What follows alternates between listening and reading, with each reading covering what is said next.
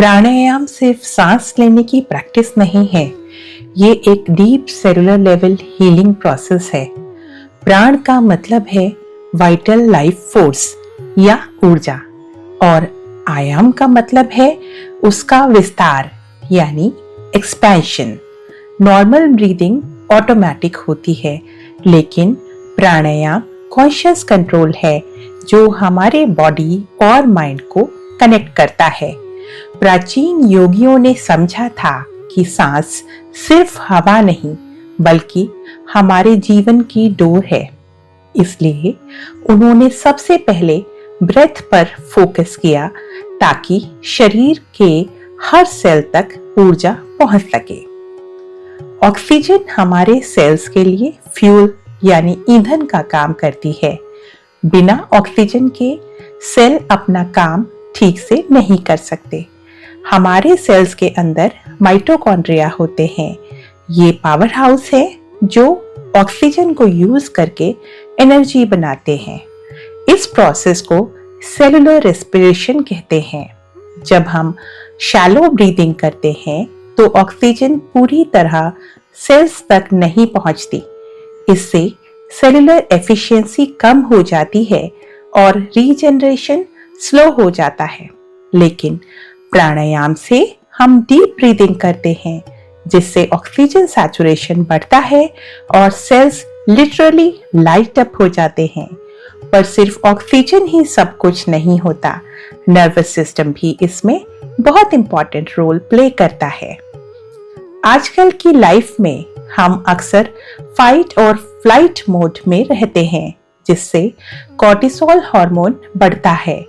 ये cellular regeneration को रोकता है, लेकिन प्राणायाम वेगस नर्व को एक्टिवेट करता है। ये हमारे ब्रेन से पेट तक जाने वाली एक इम्पॉर्टेंट इंफॉर्मेशन हाईवे है। जब हम प्राणायाम करते हैं तो वेगस नर्व के थ्रू बॉडी को सिग्नल मिलता है इट्स सेफ टू हील। इससे हमारा पैरासिम्पैथेटिक नर्वस सिस्टम एक्टिवेट हो जाता है, जो असली हीलिंग और रिपेयर का समय है। अब हम 3 मुख्य टेक्निक्स को समझेंगे जो सेलुलर रीजनरेशन को बूस्ट करती हैं। पहला है अनुलोम विलोम। ये हमारे ब्रेन के लेफ्ट और राइट हेमिस्फीयर को बैलेंस करता है और ऑक्सीजन फ्लो इंप्रूव करता है। दूसरा है भ्रामरी।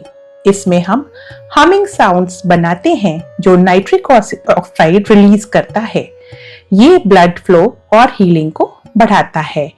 तीसरा है सिंपल स्लो डीप ब्रीदिंग। कोई कॉम्प्लेक्स काउंटिंग नहीं, बस धीमी गहरी और आरामदायक सांस। याद रखें, जबरदस्ती ना करें। कंसिस्टेंसी यानी रोजाना प्रैक्टिस करना फोर्स से ज्यादा इंपॉर्टेंट है।